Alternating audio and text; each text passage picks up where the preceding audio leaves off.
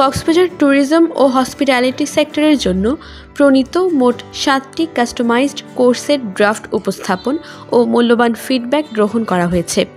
শনিবার সকালে কক্সবাজারে একটি হোটেলে কোর্স ভ্যালিডেশন ওয়ার্কশপ অনুষ্ঠিত হয়। এআইটি পরিচালিত supporting skills development for the tourism and hospitality প্রকল্পের আওতায় এই প্রোগ্রামের আয়োজন করা হয়।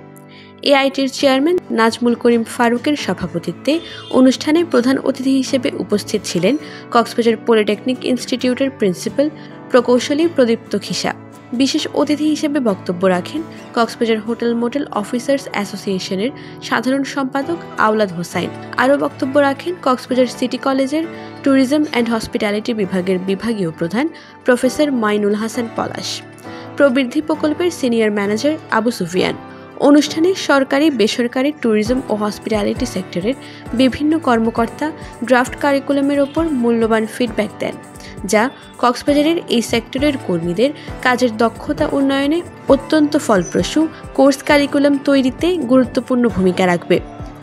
সুইজারল্যান্ড এবং বাংলাদেশ সরকারের যৌথ অর্থায়নে এবং স্থানীয় সরকার বিভাগ এলজিইডি ও সুইস কন্ট্যাক্টের যৌথ সহযোগিতায় বাস্তবায়িত প্রবৃদ্ধি প্রকল্পের আওতায় এবং এআইটির সহযোগিতায় প্রোগ্রামটি বাস্তবায়িত হচ্ছে।